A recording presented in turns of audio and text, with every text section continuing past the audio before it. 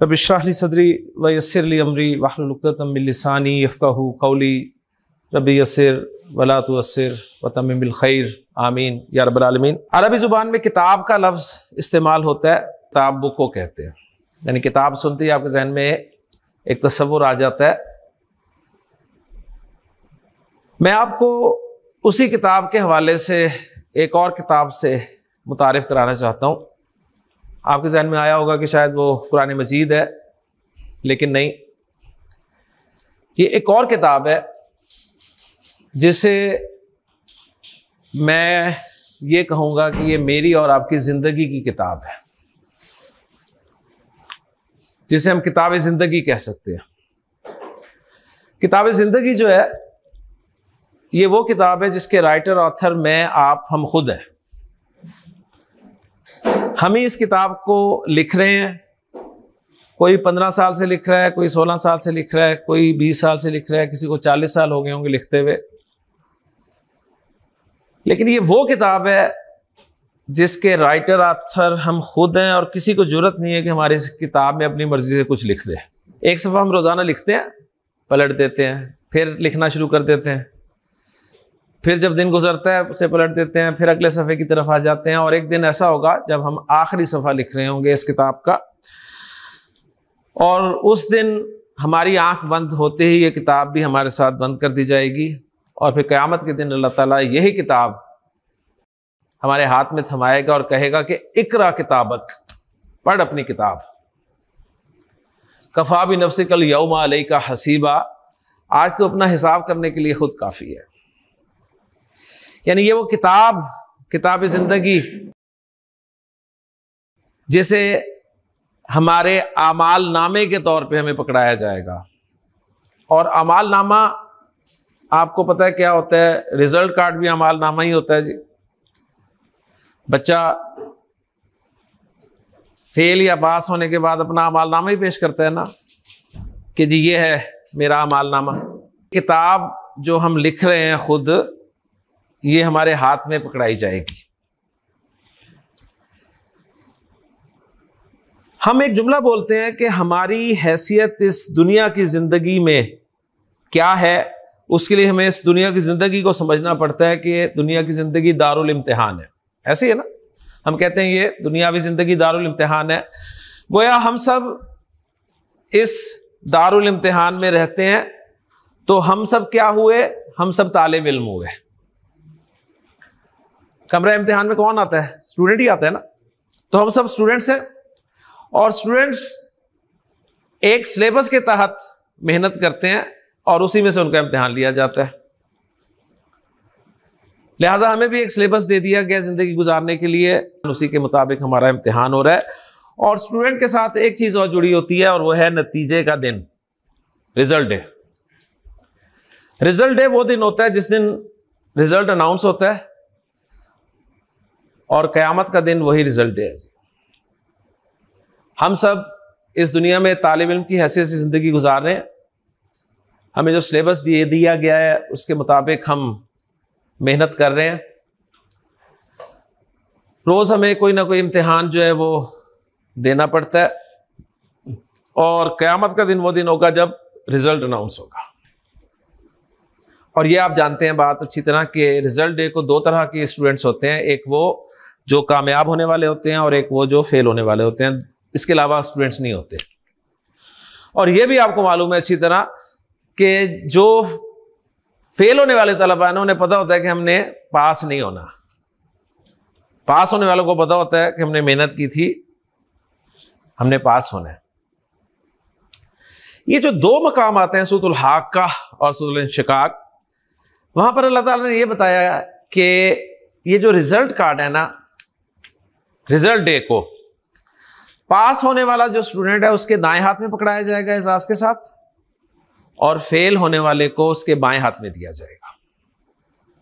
लिहाजा सूरतुल इंशिकाक में जिक्र किया गया कि फअम्मा मन ऊतिया किताबहु बि यमीनिही, जिसे उसका रिजल्ट कार्ड उसके दाएं हाथ में दिया जाएगा, फसौफ युहासबु हिसाबन यसीरा, तो उससे तो आसान हिसाब लिया जाएगा, उसका आसान हिसाब होगा। उसकी नेकियों को अप्रिशिएट किया जाएगा, उसकी गलतियों को इग्नोर किया जाएगा।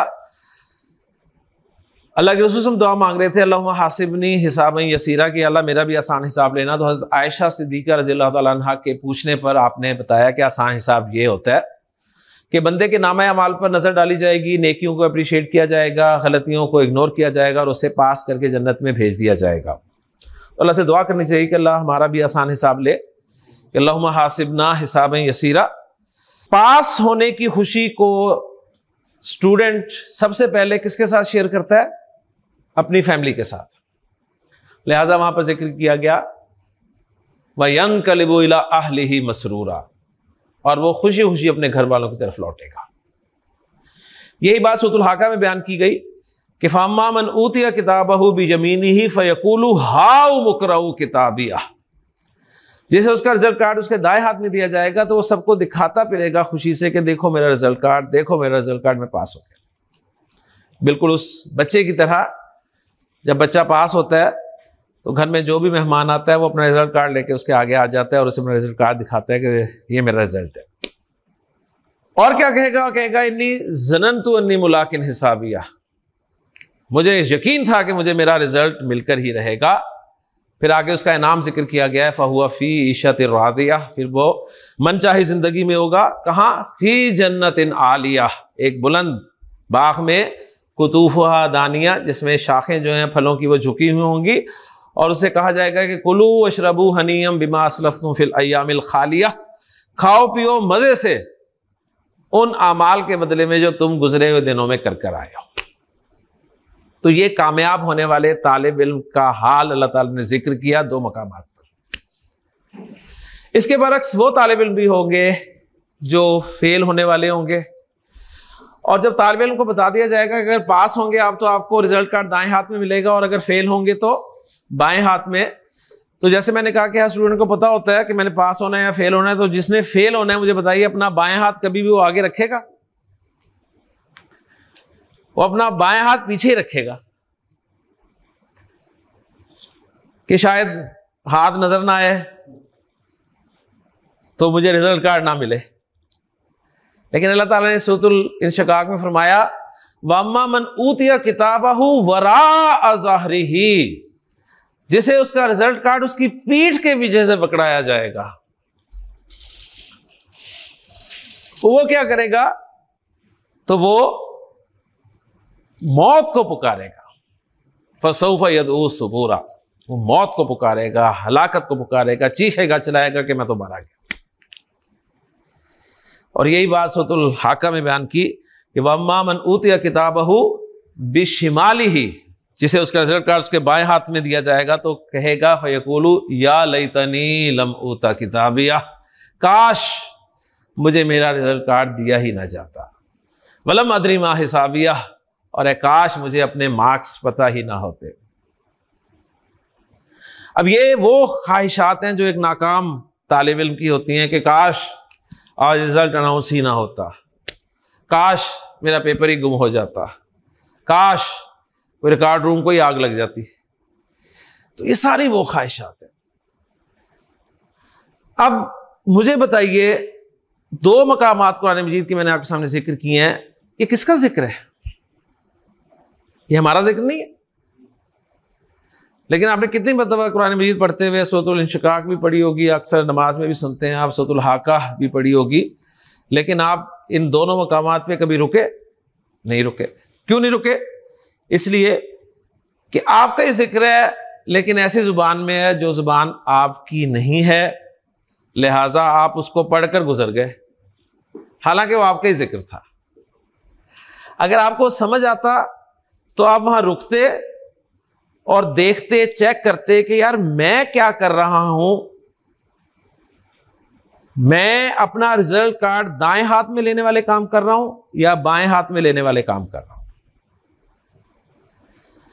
तो ये अपना जिक्र समझने के लिए, पढ़ने के लिए, कुरान की जुबान सीखने के लिए हम यहां पर जमा हुए हैं। अल्लाह ताला से दुआ है कि अल्लाह ताला हमारे लिए आसान फरमाए इसको, और हमें कुरान मजीद की आयात और नबी करीम सल्लल्लाहु अलैहि वसल्लम की अहादीस जो है वो समझने की और उन पर अमल करने की तौफीक अता फरमाए। सबक की तरफ चलते हैं जी। कल हमने लिसानुल कुरान कोर्स का बाकायदा आगाज कर दिया अल्हम्दुलिल्लाह। हमने अलिफ बे से शुरू किया था, अलिफ बे जो होती है वो अरबी ज़ुबान में हुरूफुल हिजा कहलाती है, और अरबी में इन्हें अलिफ बे नहीं कहा जाता बल्कि अलिफ बा कहा जाता है। उसका उसूल मैंने बता दिया था कि वो तमाम हुरूफ उर्दू के हुरूफ तहजी जिनके आखिर में ए आता है उसे आपने अरबी में आ के साथ पढ़ना है। रे को रा पढ़ना है, फे को फा पढ़ना है, हे को हा पढ़ना है, और बाकी जो ए के साथ नहीं है उनको वैसे ही पढ़ना है जैसे आप उर्दू में पढ़ते हैं। मसलन जीम को जीम ही पढ़ना है, काफ को काफ ही पढ़ना है, लाम को लाम ही पढ़ना है। हुरूफुल हिजा की कुल तादाद 28 थी, हमने देखा। अक्सर उलमा के नज़दीक 28 है, कुछ ने हमजा को भी शामिल करके 29 बना दिया, लेकिन 28 वाले कहते हैं कि हमजा अलग से हर्फ नहीं है, अलिफ ही हमजा हो जाता है जब अलिफ पर 3 हरकतों में से कोई हरकत आ जाए, और हरकतें 3 ही हैं बुनियादी, जेर ज़बर और पेश। जेर हर्फ के नीचे लगती है, ज़बर और पेश ऊपर लगती है। 3 हरकतें हैं और हरकत का ऑपोजिट सुकून होता है, लिहाजा अलामत सुकून या अलामत जज़्म जो है ये भी अगर अलिफ पर आ जाए तो वो अलिफ अलिफ नहीं रहता बल्कि हमजा बन जाता है। तो गोया अलिफ और हमजा का फ़र्क आपने समझ लिया कि वो अलिफ जिस पर कोई हरकत हो या अलामत सुकून हो वो अलिफ नहीं होगा बल्कि हमजा होगा, और बगैर हरकत या सुकून की अलामत के अलिफ अलिफ कहलाएगा। हुरूफ और हरकत और अलामात के मिलने से लफ्ज़ हमने देखा बने। लफ्ज़ 2 तरह के थे, बामाना बेमाना। बेमाना को हमने सिलेबस से आउट कर दिया, बामाना को पढ़ना शुरू किया, और हमारे सामने बात यह आई कि बामाना लफ्ज़ को ग्रामर में कलिमा कहते हैं, और कलिमा जो है ये 3 तरह का होता है, इस्म, फेल और हर्फ। गोया कुरान मजीद का हर लफ्ज़ जो है वो ग्रामर के एतबार से कलिमा है, और कलिमा की किसी ना किसी एक किस्म में दाखिल है, या वो इस्म होगा या फेल होगा या हर्फ होगा। मसलन आपने सूरह फातिहा पढ़नी शुरू की तो अल्हम्दु आपके सामने लफ्ज़ आया, तो अल्हम्दु या तो इस्म होगा या फेल होगा या हर्फ होगा, ठीक है। इसी तरह हर लफ्ज़ को हम देखते जाएंगे, और इंशाअल्लाह ताला आप इस कोर्स के इख्तिताम पर इस काबिल होंगे कि आप कुरान मजीद से कम अस्मा, अफ़आल और हुरूफ को अलग कर सकते हैं, समझ सकते हैं इंशाअल्लाह ताला। तो मैंने कहा था कि हमने सिलेबस में मेन 3 चीज़ें ये पढ़नी है, इस्म, फेल और हर्फ, और अगर हम ये 3 अच्छी तरह पढ़ लें तो इंशाअल्लाह ताला हम जुमला बनाने के काबिल हो जाएंगे, और फिर जुमले की 2 अक़साम पढ़ के इंशाअल्लाह हमारा सिलेबस जो है वो ख़त्म हो जाएगा, और हमें इंशाअल्लाह ताला कुरान मजीद और नबी करीम सल्लल्लाहु अलैहि वसल्लम की अहादीस समझ में आने लग जाएंगी इंशाअल्लाह ताला। लेकिन उसके लिए 3 शर्तें मैंने रखी थी, वो आपने जहन में रखनी है। अगर आप शराइत पूरी नहीं करते तो फिर ये जो रिजल्ट्स मैंने आपके सामने रखे हैं ये मुमकिन नहीं होंगे। शर्त नंबर 1 रेगुलरिटी, शर्त नंबर 2 पंक्चुअलिटी, और शर्त नंबर 3 हाँ जी, अपनी अकल इस्तेमाल नहीं करनी। ठीक है, जो पढ़ा है, जो आपके पास है वो जिक्र नहीं होगा, ठीक है ना अब्दुल्ला। अब हम इस्म को बाकायदा शुरू करते हैं जी। आज आप इंशाअल्लाह ताला अरबी में देखेंगे कि इस्म किसे कहते हैं। कलिमा की किस्म है इस्म। अगर मैं आपसे पूछूं जी इस्म की अंग्रेजी क्या होगी आपके ख्याल में, तो आपका जवाब क्या होगा? नाउन। लेकिन नोट कर लीजिए कि इस्म की अंग्रेजी नाउन नहीं होगी, इस्म की अंग्रेजी इस्म ही होगी, इसलिए कि नाउन जो है वो इस्म में दाखिल है। बात समझ में आ गई? अगर आप इस्म को नाउन कह देते हैं ना तो फिर बस वो नाउन ही आपके जहन में होगा, जबकि हम इस्म में प्रोनाउन को भी शामिल करेंगे। फॉलो कर रहे हैं ना? यानी इस्म को आपने इस्म ही कहना है, अरबी में आपने नाउन नहीं कहना है इसे। जिस तरह कहा जाता है ना कि कुरान मजीद की जो आयत है उसको आप वर्स ना कहें, ऐसे है ना, वर्स ना कहें, उसकी आयत को आयत ही कहें कि वो एक आयत है। ओके जी। तो इसी तरह कलिमा की जो पहली किस्म है उसका नाम है इस्म। उर्दू में भी इस्म है, अरबी में भी इस्म है, फारसी में भी इस्म है, और अंग्रेजी में भी इस्म है। आपने ये नहीं कहना कि इस्म is equal to noun, no. हाँ, कुछ चीजें हमें हेल्प करेंगी। मसलन मैं आपसे पूछूं जी इस्म के माना क्या होते हैं, तो आप मुझे बता देंगे। इस्म के माना क्या होते हैं? हाँ, इस्म के माना है नाम। मैंने आपसे पूछा आपका इस्म मोहम्मद साकिब, ठीक है, मैंने कहा जी आपका इस्म, उन्होंने कहा मोहम्मद साकिब, तो गोया उन्होंने अपना नाम बता दिया। तो इस्म के माना है नाम, तो ये इसके लुग़वी माना है। इस्म के लफ्जी माना क्या है? नाम। अब हम देखेंगे कि अरबी ग्रामर में इस्म किस किस का नाम होगा। इस्म किस किस का नाम होगा।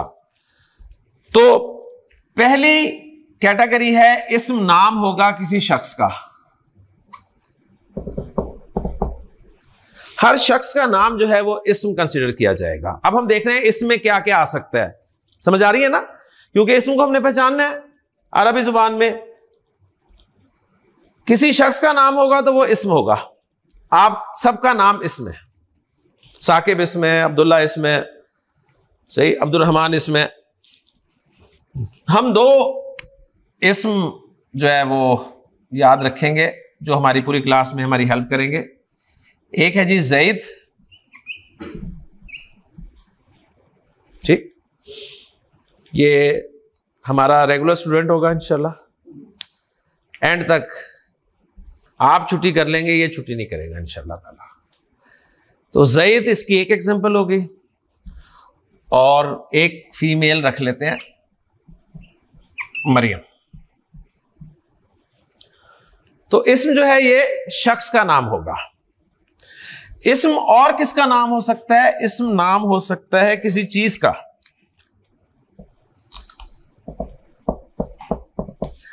हर चीज का नाम इस्म कंसीडर किया जाएगा। मसलन किताब, सही, ये इस्म है। कलम अरबी का लफ्ज है, इस्म है। मजा की बात, कुर्सी अरबी का लफ्ज है और इस्म है। ठीक, कुर्सी को अरबी में कुर्सी कहते हैं। इसमें और कौन कौन से नाम आएंगे? इसमें नाम आ सकता है जगह का, जगह का। हर जगह का एक नाम होता है। मसलन घर एक जगह है ना,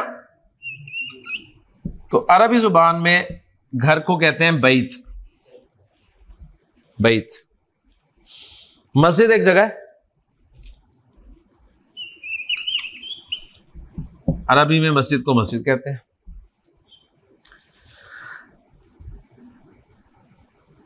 मक्का एक जगह है, तो ये भी इसमें दाखिल हो जाएगा। तो ये तीन तो वो चीजें थी जो आप बचपन में खेलते आए हैं, नाम, चीज, जगह, शहर, सही। तो यहां तो आप याद रख सकते हैं जी, ये जो इस्म है ये किसी शख्स का नाम है, किसी चीज का नाम है, किसी जगह का नाम है। अब हम मजीद इसमें ऐड करते हैं कि इसमें और क्या क्या ऐड हो सकता है। तो इसमें एक और चौथा नाम भी शामिल होगा, और वो होगा जी काम का नाम।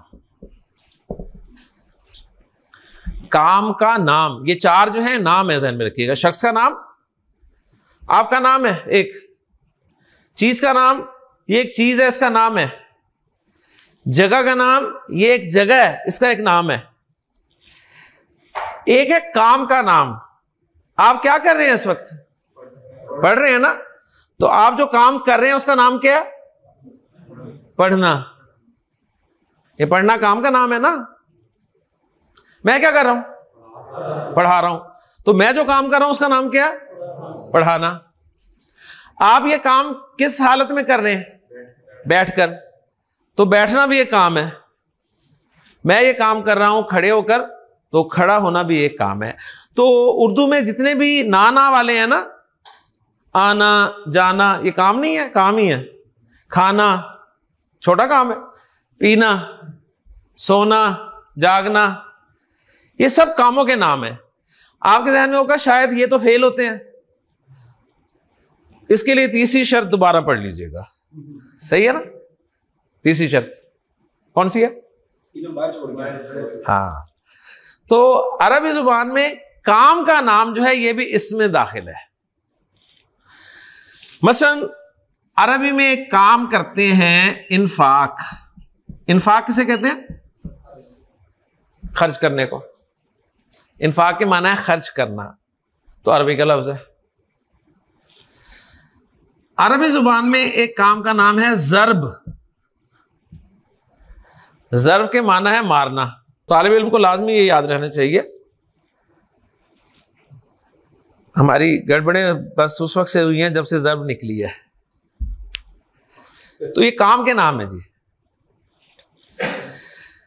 अच्छा जी, इसमें एक तो चीज आ गई नाम, और नाम किस किस के? शख्स का, चीज का, जगह का, काम का।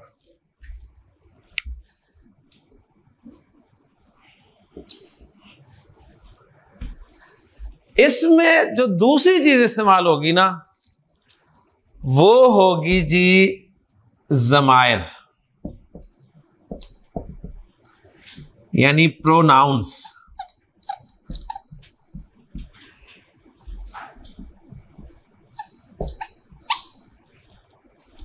आ रही है ना बात अब समझ? अगर आप इसम को सिर्फ नाउन कहेंगे ना, तो फिर आप प्रोनाउंस नहीं डाल सकते इसमें, क्योंकि आपको पता है इंग्लिश में नाउन अलग कैटेगरी है, प्रोनाउन अलग कैटेगरी है, ऐसे है ना। लेकिन अरबी में नाउन भी इसमें शामिल है, प्रोनाउन भी इसमें शामिल है। ठीक है, इस वक्त मैं आपको प्रोनाउंस नहीं पढ़ा रहा, सिर्फ चंद प्रोनाउन की एग्जांपल आपके सामने रख देता हूं।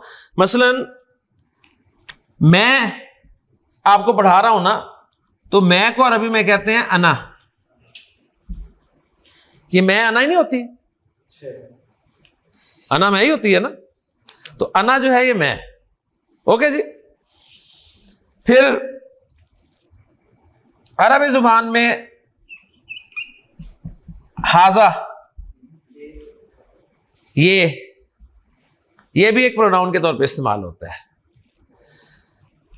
इसी तरह अरबी जुबान में एक और प्रोनाउन आपको मिलेगा अल्लज़ी। इसके माना होते हैं जो। क्लियर? जो। तो ये प्रोनाउंस की 3 एग्जांपल्स मैंने आपके सामने रख दी हैं। इंशाल्लाह ताला जब प्रोनाउंस पढ़ेंगे तफसील से, तो एक एक चीज आपके सामने मैं जिक्र कर दूंगा। क्लियर हो गया जी?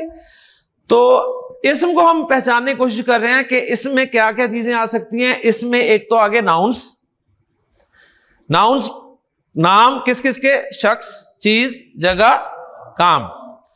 इसमें आगे प्रोनाउंस। ठीक है, वो पर्सनल प्रोनाउंस भी हो सकते हैं, वो डिमॉन्स्ट्रेटिव प्रोनाउंस भी हो सकते हैं, वो आपके कंजंक्टिव प्रोनाउंस भी हो सकते हैं। तो ये तीनों जो हैं, एक एक प्रोनाउन की मैंने एग्जांपल आपके सामने रख दी है। इसमें और क्या क्या शामिल होगा तो नोट कर लें। इसमें तीसरी चीज शामिल होगी सिफात, जिसे आप अंग्रेजी में एडजेक्टिव कहते हैं।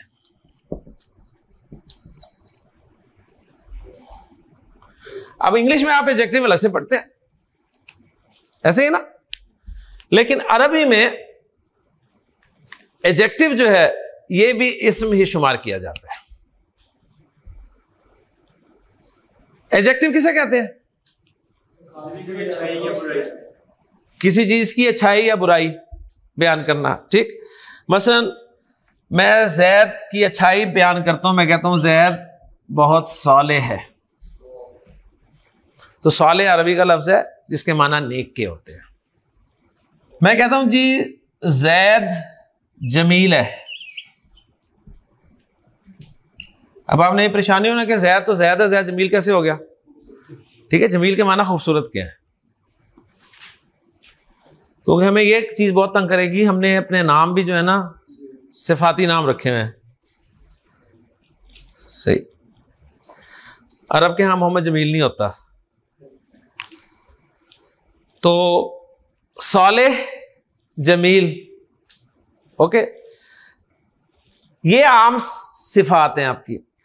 अच्छा, सिफात में बहुत डिटेल है, लेकिन मैं चाहता हूं कि आपको सारा कुछ पता होना चाहिए सिफात में। आप आमतौर पे सिफात ही नहीं समझते हैं, लेकिन सिफात में और क्या क्या चीजें आ सकती हैं। सिफात में कलर्स भी आ जाते हैं। मसलन ब्लैक को अरबी में कहते हैं असवद। हजर असवद है ना, अस्वद ब्लैक। तो एक कलर भी सिफात में आता है, कलर भी एडजेक्टिव में आता है, ध्यान में रखिएगा। सुर्ख को कहते हैं अहमर,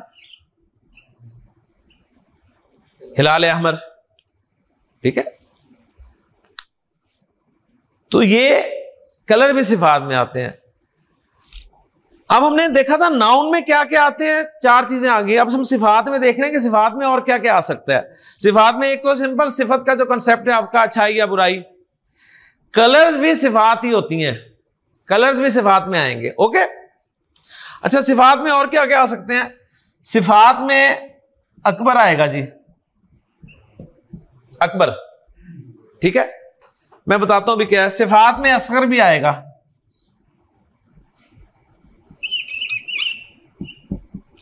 ये जो अकबर और असगर है ना, ये भाई लग रहे हैं ना दोनों।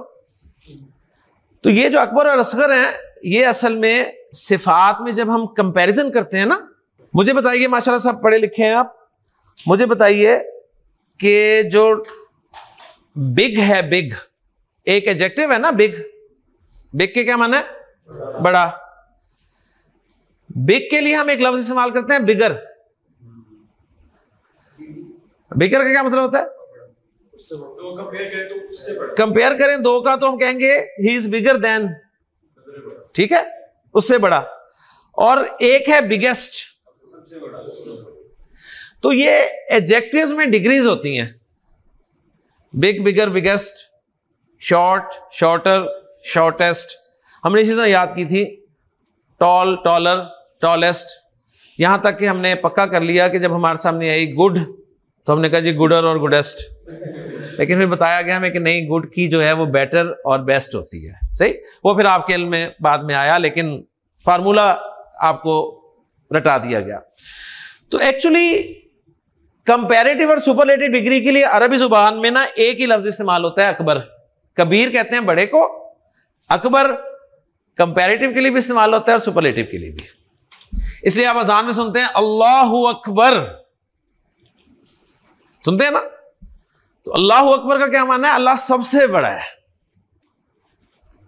समझ में आ गई ना। तो गोया अकबर के माना किसी से बड़ा भी हो सकते हैं और सबसे बड़ा भी हो सकते हैं। हमारे यहां घर में जो सबसे छोटा बेटा होता है उसका नाम होता है अकबर। और असगर जो है ये सगीर से निकला है। सगीर छोटा होता है और असगर कंपैरेटिव और सुपरलेटिव डिग्री के लिए इस्तेमाल होगा। ओके जी, तो ये भी सिफात होती हैं, ओके। अच्छा जी, उसके बाद अब एक मजे की सिफात जो है ना वो मैं आपको बताने लगा हूं। सिफात में हम पढ़ रहे हैं और क्या क्या आता है, फिर रिवाइज कर लें। सिफात में एक तो नॉर्मल सिफत जो आपका कंसेप्ट है। सिफात में कलर्स, आज मे भी आपको पता हो पहले, लेकिन अगर नहीं पता थे तो आपको पता चल गया कलर्स भी एडजेक्टिव्स ही होते हैं। डिग्रीज जो एडजेक्टिव्स की होती हैं वो भी सिफात में ही आ जाती हैं। और सिफात में क्या क्या आता है? सिफात में और ये आता है, देखें जी, मुझे बताइए, उर्दू में मैं कह रहा हूं जी सजदा करना, ये क्या है? सजदा करना, माशाल्लाह, ये काम का नाम है। काम का नाम है ना सजदा करना। तो जो सजदा करना होगा ना, इसकी जो अरबी होगी ना वो होगी जी सुजूद। सजदा करने की अरबी है सुजूद। अच्छा, ये जो सजदा करने का काम कोई परफॉर्म कर रहा है ना, जो सजदा कर रहा है, जो सजदा कर रहा है, उसे अरबी में कहेंगे साजिद है। ये क्या कहेंगे? साजिद। साजिद किसे कहते हैं? सजदा करने वाले को। एक काम है उसको परफॉर्म कर रहा है वो। तो आप अपने साजिद देख लें, माशाल्लाह फैमिली में आपके साजिद होंगे, ठीक। अच्छा, साजिद सजदा करने वाला, ज़ैद फर्ज किया वो सजदा कर रहा है ना, तो आप कहते हैं यार ज़ैद साजिद है, ठीक है, क्योंकि ज़ैद इस वक्त परफॉर्म कर रहा है सजदा। अगर ज़ैद बहुत ज्यादा सजदा करे ना, ठीक, 50 रन बने तो भी सजदा कर दिया उसने, सेंचुरी की तो भी सजदा कर दिया, 150 किया फिर सजदा कर दिया, तो अब उसे साजिद नहीं कहेंगे, आप उसे कहेंगे यार ये सज्जाद है। क्या है ये? सज्जाद। तो सज्जाद के माना है बहुत ज्यादा सजदा करने वाला। फॉलो कर रहे हैं? अच्छा, दो भाई हैं जैद और हामिद। जैद हामिद से ज्यादा सजदा करता है। जैद हामिद से ज्यादा सजदा करता है। तो जो ज्यादा सजदा करता है ना दूसरे से, उसे अरबी में कहते हैं असजद।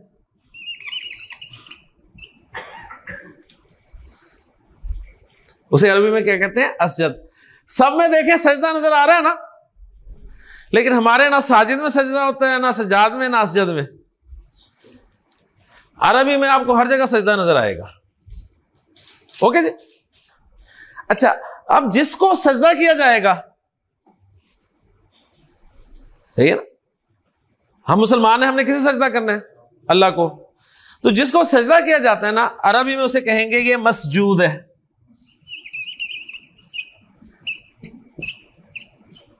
ये मसजूद है।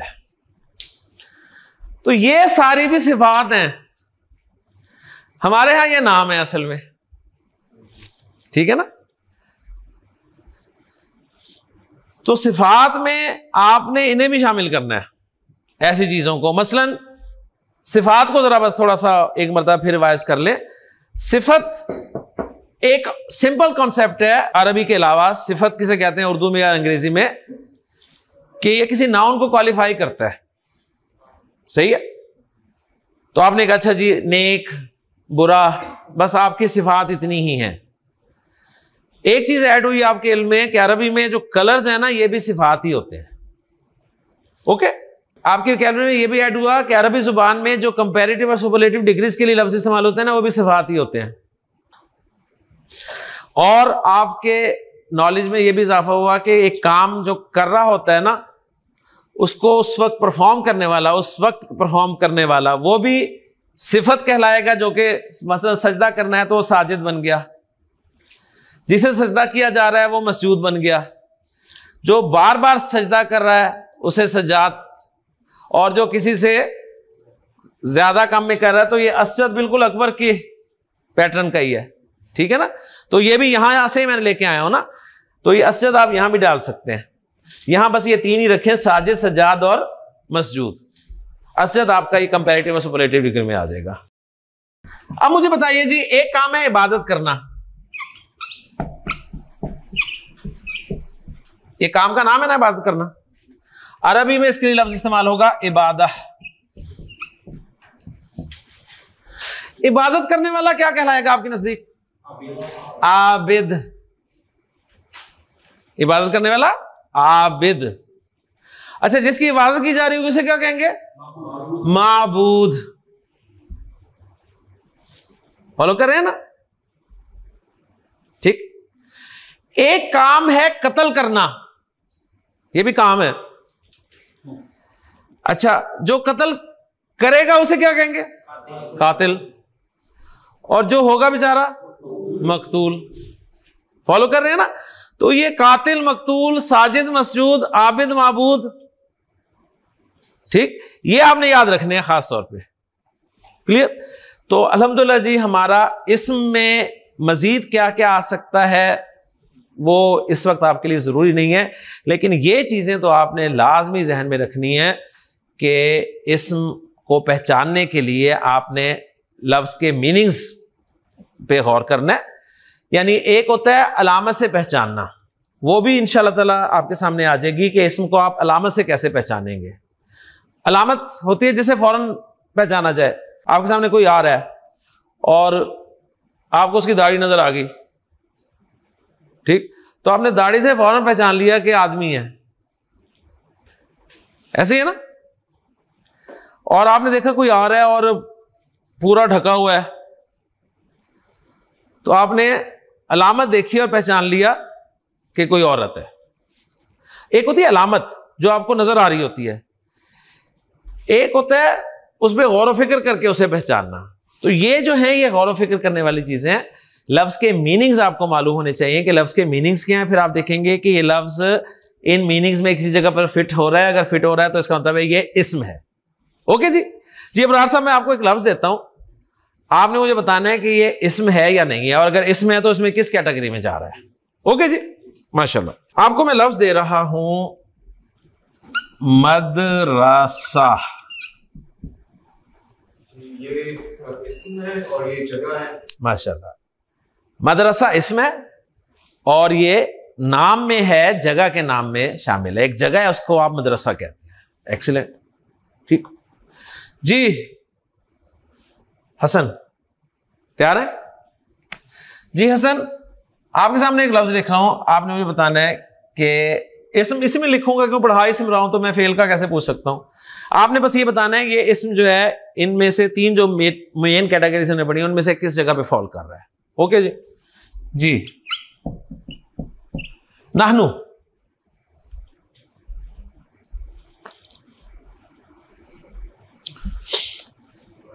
ये कौन सी कैटेगरी है? मैंने बताया ये वो कैटेगरी जिसमें आपने मीनिंग्स पर गौर करना है।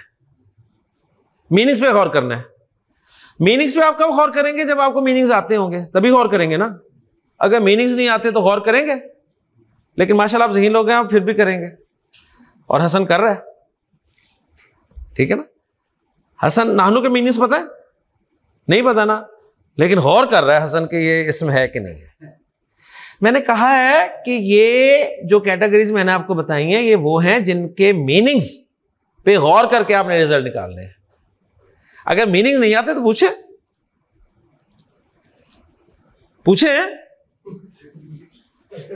हाँ, इसका मीनिंग क्या है? इसका मीनिंग है हम। तो ये इस्म की किस कैटेगरी में आ रहा है? ज़माइर में। माशाल्लाह, ज़माइर में आ रहा है। इस्म ही है, ज़माइर है। जी अब्दुल्ला, रेडी? पक्की बात? शाबाश। मुझे आप बताओ, कुरान मजीद पढ़ते हुए आपके सामने लफ्ज आ गया जी ज़ालिका। एक इस्म है, मैंने अभी आपको बता दिया। मुझे सिर्फ यह जवाब चाहिए कि इस्म की ये किस कैटेगरी में आ रहा है। ये नाम में आ रहा है या ज़माइर में आ रहा है या सिफात में आ रहा है? ज़माइर में आ रहा है। ज़ालिका के माना है वो, दैट, और दैट जो है ये इशारा होता है। तो ये ज़माइर जो है ना तीन तरह के होते हैं। मैंने बताया पर्सनल प्रोनाउंस भी होते हैं, डिमॉन्स्ट्रेटिव प्रोनाउंस भी होते हैं और रिलेटिव प्रोनाउंस भी होते हैं। ठीक हो गया? शाबाश, वेरी गुड।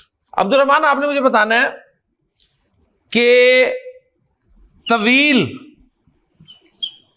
एक इस्म है, इस्म की किस कैटेगरी में आ रहा है ये? शाबाश। तवील चीज है।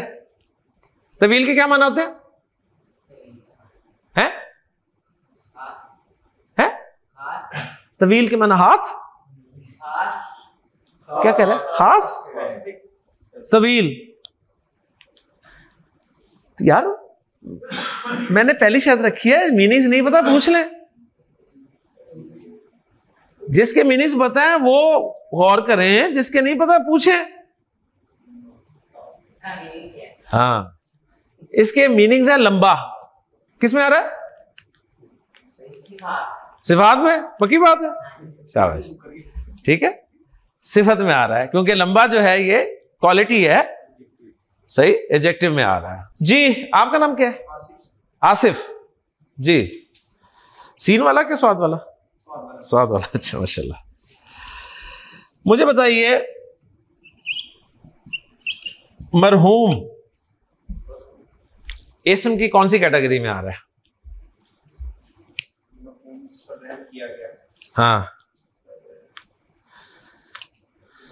सिफात में आ रहा है। सिफात में थोड़ा सा और शाबाश खोलें। एक तो सिंपल सिफात हैं, एक कलर्स वाली सिफात हैं, एक कंपैरिजन वाली सिफात हैं, ठीक है, और एक ये वाली सिफात है, ये वाली सिफात है। माशाल्लाह, यानी रहम करना एक काम है, ठीक है। राहिम कहेंगे रहम करने वाले को, और मरहूम कहेंगे जिस पर रहम किया जाएगा। माशाल्लाह माशाल्लाह। हाँ जी, आसिफ भी हो गए, हसन भी हो गए, साकिब जी। साकिब, आप मुझे बताइए, ये एक लफ्ज है जी, मैंने दो हरकतें इस पर डाली हैं। आप अगर जबर पढ़ें तो क्या पढ़ेंगे?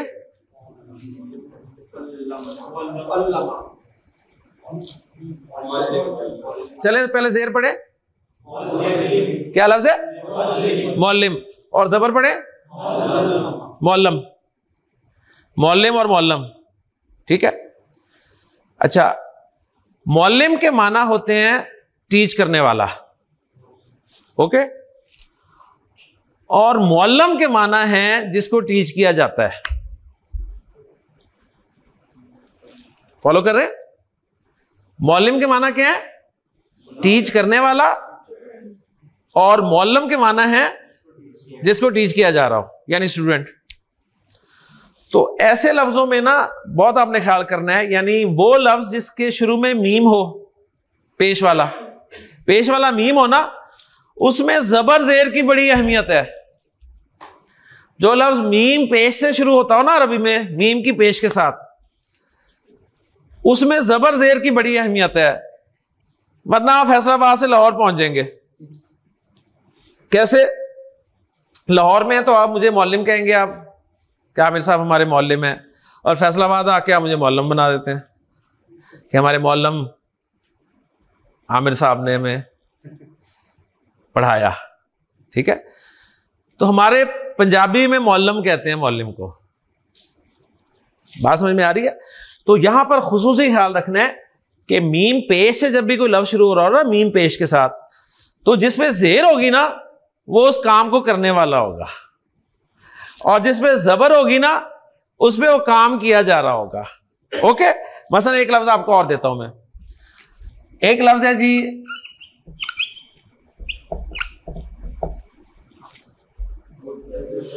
ठीक है, इसे जेर के साथ पढ़ेंगे तो क्या बनेगा? मुंतजिर। उसके माना क्या होंगे? इंतजार करने वाला। और अगर इसमें जबर पढ़ देंगे तो क्या बन जाएगा? मुंतजर, ठीक है ना। और आप माशाल्लाह इतनी अच्छी उर्दू बोलते हैं, सही ना। आप कहते हैं जी मैं आपका कब से मुंतजर हूं, ठीक है। आप मुंतजिर हैं जो इंतजार कर रहे हैं, ओके जी। तो ये भी इसमें ही है, काम है ना उस काम को करने वाला और जिस पर वो काम किया जा रहा है, ओके जी। सुब्हानकल्लाहुम्मा व बिहम्दिका अशहदु अल्ला इलाहा इल्ला अंता अस्तगफिरुका व अतूबु इलैक।